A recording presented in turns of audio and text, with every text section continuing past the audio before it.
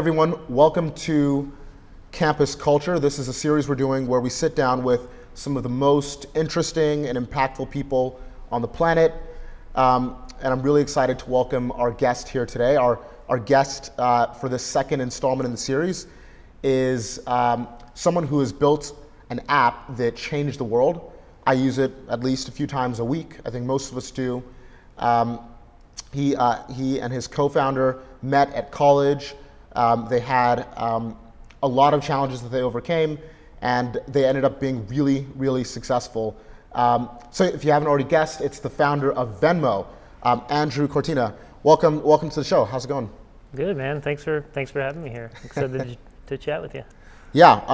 Today I just want to really learn about what it felt like at various stages in your life, going through, accomplishing some of the great things you were able to accomplish. Obviously, Venmo is a tool that has changed probably everyone's life in this room, and millions of people, maybe billions of people all over the world.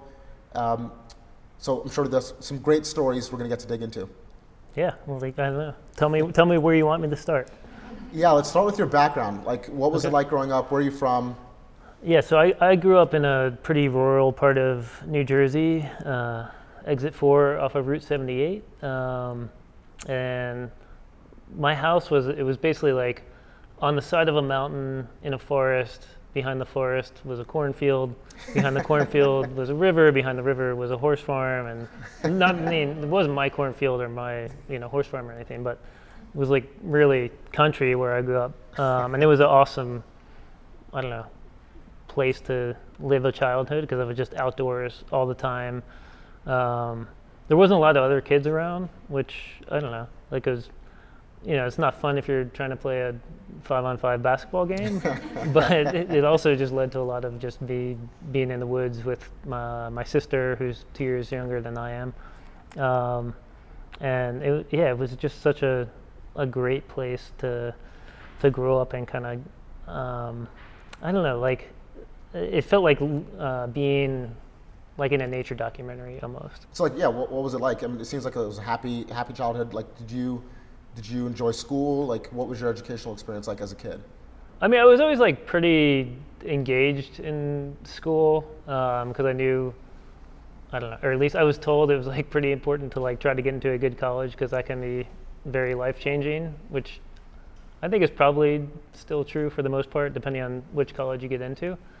I was always like focused on doing a good job in school. I don't know if I would say I loved being in school. Like thinking back now, I feel like I learned a lot more valuable lessons like through team sports. Like I played soccer growing up and basketball and a bunch of other stuff. And I don't know, it's the thing that was cool to me about those experiences was you kind of learn that, like you have the team that you have and you have to make the best use of everyone on that team. You can't be like trading out to, get Shaq on your team or whatever. And so it's interesting. You learn stuff like, so it's like not just who's the most skilled player, but like who's good at what, how do you make use of everyone, how do you compromise when there's a conflict. So I don't know. I think for me, team sports was like a pretty, pivotal part of my childhood. The message that was somehow disseminated to you as a kid, which was that if you worked hard in school, there would be some reward in the form of college admissions, and you could get into an elite school. And what was the promise that you sort of bought into? Was it that an elite school would change your life trajectory, or were you just curious about learning from the best? Yeah, that's interesting. I don't know if like how much I understood how important it was when I was in high school. I will say probably, I worked really hard at Venmo, but probably the hardest I ever worked was when I was in high school. Really? Just to like try to get into a good college. It was like chronically, like not sleeping enough, just doing tons of like homework and extracurriculars and things like that. I don't know if I understood that well. how important it was. I got into Penn. I was like, I think I'll go to Penn. What was that decision like beyond the financial aspect? Was there any understanding of, okay, I'm going to be exposed to these kinds of people and I'm going to get these kinds of opportunities? Penn's a university, so it's got like a much broader array of curriculum. And even though like when I applied to school, I was like, maybe I'll like make video games because I like to play video games. So I applied as a computer science major when I started at Penn, and that's what I got in as. And I took a bunch of computer science classes my freshman year, and I really didn't like them because I felt like, one, I didn't have a strong enough math background to like really be a good computer science student, and two, I just felt like all of the learning I was doing was me sitting in front of a computer just teaching myself how to code. But I don't know, I didn't really enjoy most of the lectures except for like some of the more theoretical stuff, like mathematical foundations of computer science was awesome. But I wasn't vibing with that program. And then in my freshman year fall semester, I was like, maybe I'll like apply to like try to double major in business and engineering. And then in my in my spring semester of my freshman year, I had this creative writing class, and I just loved it. I was like, oh man, this is so sweet. I'm in this classroom with 10 other people. Every week, somebody's like writing something, bringing it in to get feedback. I was like, this is such a cool experience that I'm never going to have outside of a college campus. Right. So like, I got to switch this to be my major. And so creative writing. Yeah. So like I was like, all right, I'm switching to creative writing. And then in my fall semester of sophomore year, I had a philosophy class. So I ended up I double majored in philosophy and creative writing, and then I got minors in computer science and formal logic. Writing, you're just learning how to express yourself. Although I think they didn't emphasize enough the listening part of writing, which is kind of the key, yeah. like having something to write. And then philosophy, I was reading like, in my opinion, some of the greatest thinkers of the human species ever, and like having to like distill their arguments down into half a page and then say whether or not I agree or disagree with them, which turned out to be really useful when you're trying to run a group of people who are trying to work together towards a common goal. Penn is a very because Wharton is at Penn, and Wharton's like a, famous business school. Everyone at Penn is like very focused on getting summer internships at like all the top-notch companies and things like that. And I wasn't into that. I was like, all right, I'll get a job after I do school, like a real job after I do school. So like my summer jobs were like I worked construction, like like swinging a hammer, the first summer after college. Then I got a job working at this like youth education program in Maryland. And then between my junior and senior year, I had some other kind of like I think I worked at like the gym or something at the school, and it was just like all random, really like not the stuff you should be doing in your summers if you're trying to get a real job. And I remember when I was graduating, my mom was there my mom and dad were there. But my mom was there talking to me about what do it's like graduation day. She's like, what are you going to do after you graduate from college? And I was like, well, I don't know. I have like 2 weeks. I can live in this dorm. I'll figure something out. So I had like no plan whatsoever. Just because I don't know. I didn't want to think about getting a job at that point. And at this point, I was still like roommates with Ikram, and Ikram was my co-founder at Venmo, who was also my freshman year roommate at college. So props to whoever selects the freshman year roommate picks. Another great match there.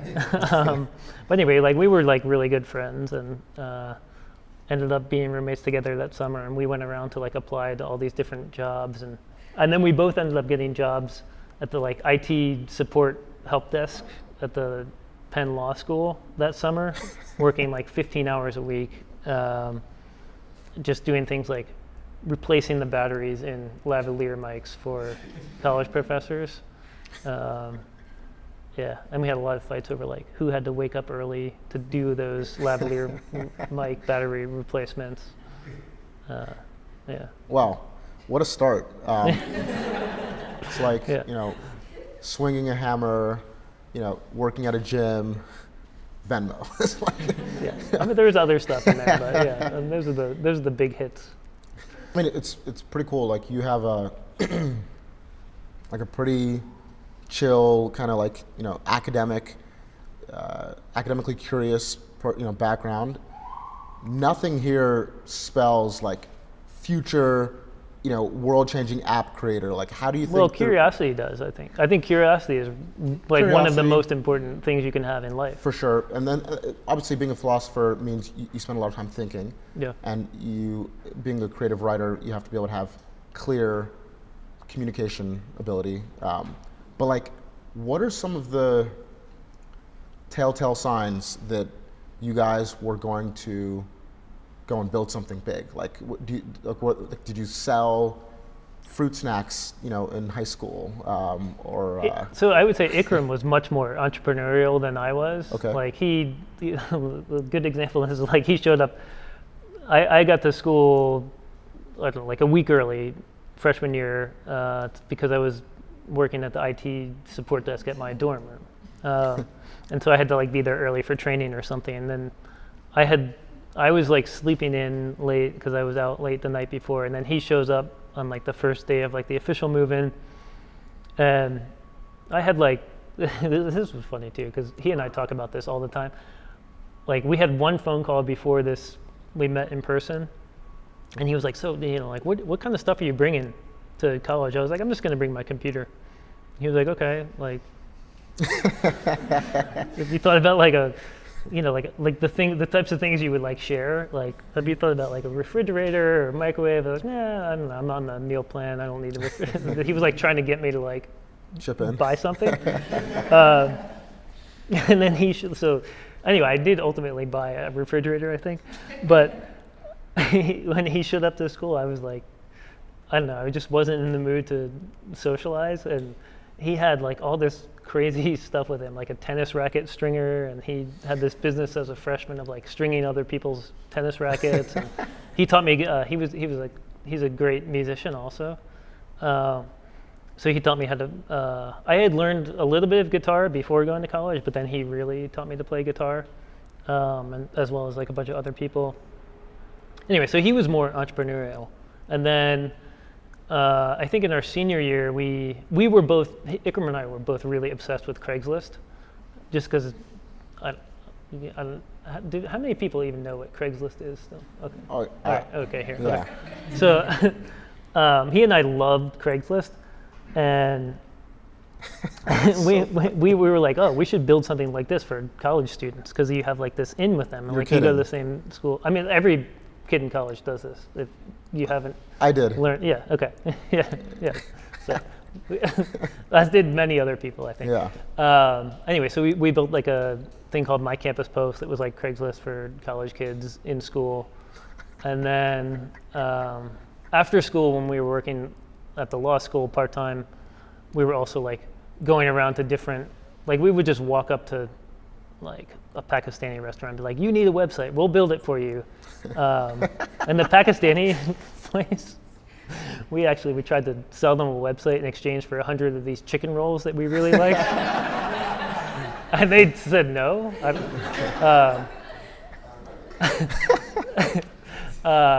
And then we were also, so he like I said, he was a musician, so he was in a band then, and then he met this guy, Mike Davis, who had a venue in West Philly. It was really cool, and Mike Davis wanted to start like a competitor to iTunes that would give the musician a bigger cut of the final sales, and so we like worked on that with this guy Mike Davis.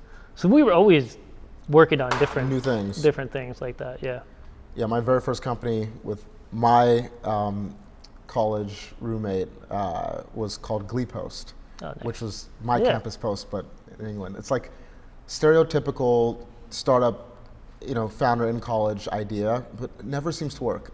Why do you think it didn't work? Well, it's supply and demand. Like we launched it, and there was not much on there, so we bought a bunch of cheap stuff from China, from Alibaba and TradeKey and EC21, like random things, put it on there, and then no one bought it. So it's like chicken and egg problem. So talk us through the Venmo story. Like, it's obviously a great idea, but it also, around when you guys started it would have felt like PayPal should just do this. And a lot of people probably gave you that feedback. Why doesn't PayPal just do this? That VCs love to give, well, they said PayPal feedback. Does do this. Or PayPal does do this. Like, how is this going to be PayPal? Like, VCs love to give obvious feedback. So like, what made you guys want to go? Like, what's the origin story? Like after about, I don't know, a year of bumming around in Philly, we both moved to New York to work for another startup called I'm in Like with You. That was kind of like a dating app. And then we both left there after that company pivoted to be like a social games type of company. And then I just kind of worked a bunch of like odd jobs kind of here in New York. But I always knew it, like I wanted to start another company with Ikram. So I was just kind of like sitting around waiting for him to say he wanted to start a company. And then so at one point he sent me a GChat message, which was like Google's instant messenger, and was like, all right, I'm ready to leave. I was like, great, let's do something. So we started getting together to work on different ideas. And one of the things that he said he thought was like a good place to be if you're a company is like in the middle of a transaction between two people. And you can just take a cut of the transaction as your fee. And so we started playing with ideas like that. And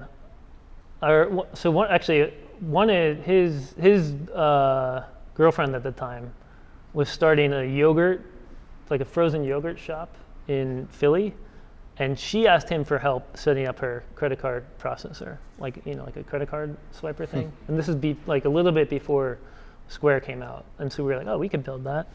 And so we got this like USB dongle credit card swiper and built a web interface for it, because we were like, it should definitely be online and not like some sort of desktop software. And we got a credit card processing account for her through this company called First Data. And this was also before Stripe existed.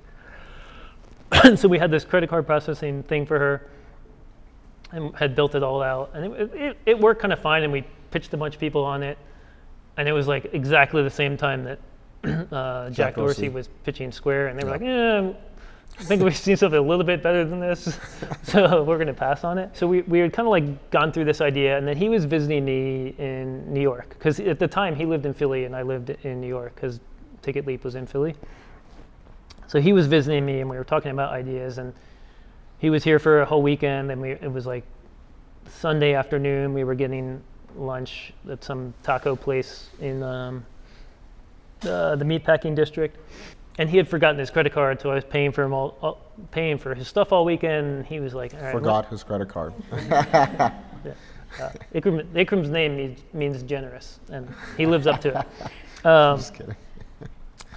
No, I know, but I'm gonna still give him props for he's very generous. Anyway, so he had forgotten his credit card, and he was like, I'll write you a check to pay you back. And then we were just like, why everything else we do is on our phones. And we had BlackBerries at the time, even though I think the iPhone had just come out. But we had BlackBerries, and we do everything on our phones. Why are we not using PayPal to do this? And then we tried to do it through PayPal, and it was just not a good experience. And he was like, why don't we just work on this? And I was like, I don't know, like PayPal could do this. And like, how are we going to make money on it? And he's like, I don't know. We have this credit card processing account. Like, we could do this. Let's just like hack something together.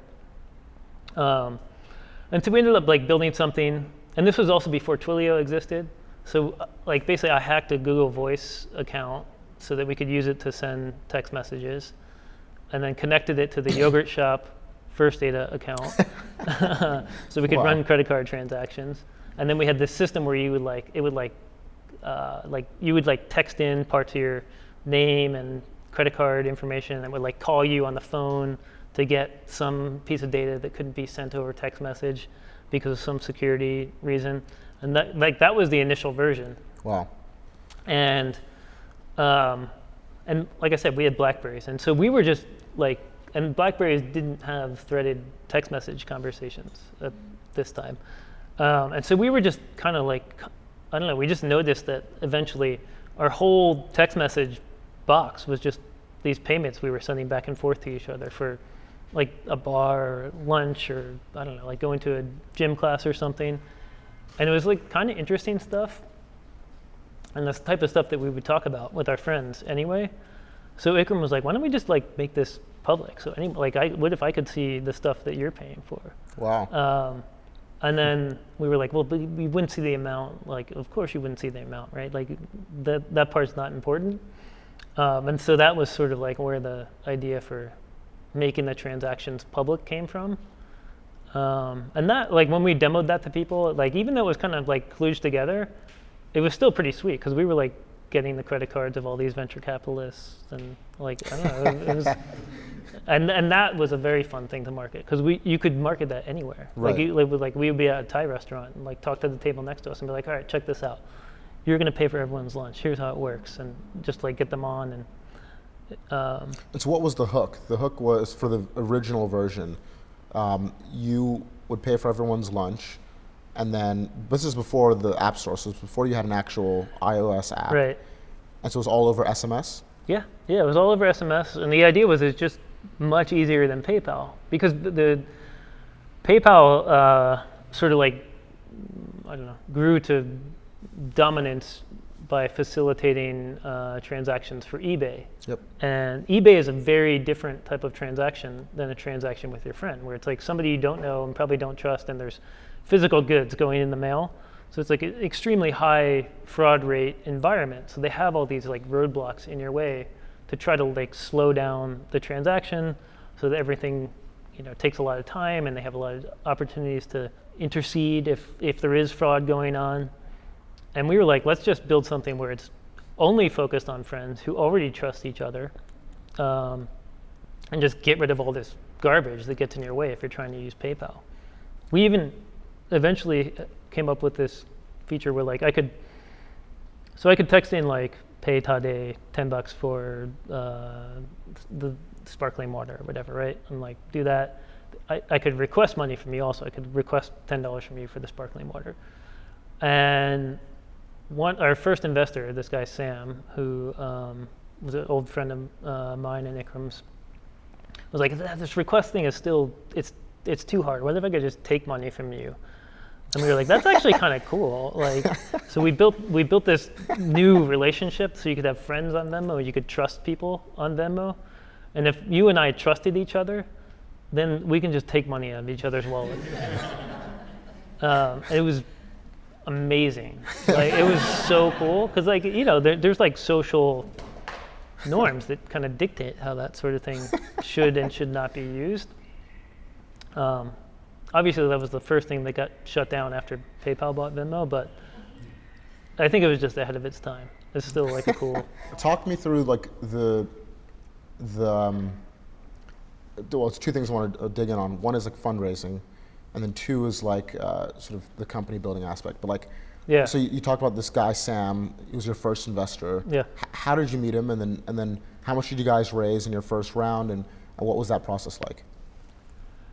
Yeah, I think I met Sam first. Like we were both at some event. It was like kind of an event like this, but a little bit more roundtable-y at BetaWorks. No kidding. It was called like a brown bag lunch. And so we were both there, and at the time we were both working in Dumbo, so we were getting the same train back to Dumbo until like the sort of like, like elbow jab version of the story is I met Sam in the subway. But really, I met him in the subway after we were both at this same event. And I don't know, we just became quick friends because, I don't know, we just vibed and kind of operated at the same sort of wavelength, I guess. So we became pretty quick friends, and then he met Ikram. And then he actually ended up investing right after we had this trust idea. It was like right around Thanksgiving. And so Ikram and I went for Thanksgiving to his mom's house in New Jersey. Oh, wow. And like during Thanksgiving we wrote a patent for this trust idea and like filed and everything with him. And then right after that, Sam and his dad invested in the company. And then they had a bunch of friends that had some money from doing other tech things that invested. And so that was like, I don't know, the angel round or whatever was less than $1 million, I think. And then pretty soon after that, we we met this guy Samir Gandhi from Excel. I think through Sam we met him, and we just vibed with him. Like he got us, we got him. Like we would meet him because we were working. Like we just talked about this. He was like, I work till 11 o'clock every night, if not later. We were doing the same thing, and so we would meet up with Samir at like 11:30 at night to like do an investor meeting or whatever, and he just liked our style. So then he wanted to invest. And I would say like that first round in investment, it went pretty smoothly. Yeah. So take me through like the scaling of Venmo. Like so, angel round, Series A led by Samir at Excel. Open office in New York, hire random people from the street, grow to, probably 30 or 40 over maybe a year, and then when did it feel like, okay, this is going to be huge, and this is like taking off, and it's a beast, and it's growing faster than you can keep up with, and like how long did it take to get there? It's tough to say. Like we always had a lot of confidence because we were always growing 20% month over month, just pretty much from the beginning of the company. Wow. Like once we moved to New York, I would say we were like pretty confident it was going to work because by that point we had a bunch of people we didn't know using it, and they were publishing transactions. Like that, we weren't sure if people other than me and Ikram would share their transactions with the public. But then once people started doing that, we were like, okay, this seems to work, and it just keeps growing. So it was, I don't know, it always kind of seemed obvious to us. But yeah, we ended up we weren't able to raise a Series B, but then Samir introduced us to this other, well, actually he introduced us to the CEO of this other company called Braintree. And he was like, no, dude, I think you guys should try to like merge with Braintree. And then so we went back and met with them again. And so just to understand it, like how big were you guys at this like Series B? How many people? I think we were probably like 40 or 50 people. So when Venmo sold to Braintree, and then like a year and a half later when Braintree plus Venmo sold to PayPal, Venmo wasn't making any money. Like we had a plan for how to get there that worked, but I mean, I'm sure PayPal invested billions of dollars in subsidizing transactions before Venmo became profitable. So were it not for, I mean, many people, but specifically for Bill and Braintree and then PayPal, just understanding how a business like this actually works and makes money, there would be no Venmo today.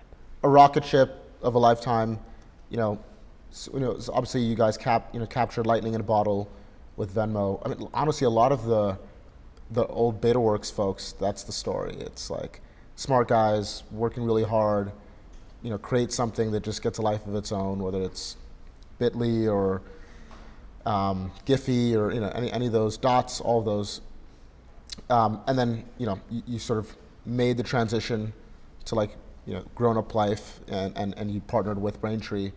Like looking back on it, how do you feel about the whole journey, and like are there things you wish went differently, or are you super satisfied, and like how do you look back on your time at Venmo?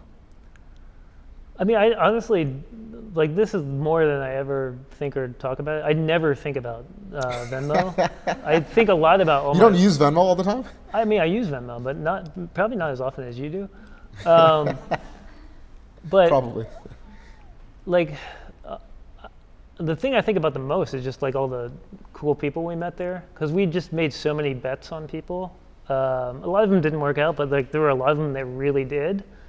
And like this is still probably like my core group of like friends / extended family in my life. And so I don't know, I'm just like grateful for having met all these awesome people, and people that, kind of like bet on us or like trusted us to do the right thing when there was not really any reason to do that.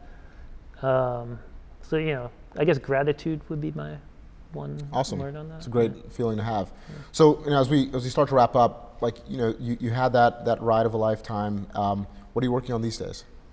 Working on film stuff. So I left my last tech job kind of like near the beginning of the pandemic. Did like a kind of pretty DIY film school where I did a bunch of like online virtual Zoom-based Sundance courses and a bunch of courses on through people I found on YouTube. And I was kind of like on the fence of like, do I want to like go to a real quote unquote film school, which costs a lot of money, or like do something much cheaper and then put all the tuition money into making things. And so, I mean, I don't know, who knows how it'll work out. The advantage of going to film school is you meet a bunch of other people that you're probably going to collaborate with. Sure. I haven't really made money doing film stuff yet, but I have a bunch of stuff I'm like kind of sitting on right now and something I'm going to put to YouTube soon to just kind of go more straight to the market. But what was the highest return on investment in growth idea that you guys came up with at Venmo? The public feed. Public feed. So that led to rapid growth. And this is from Armando.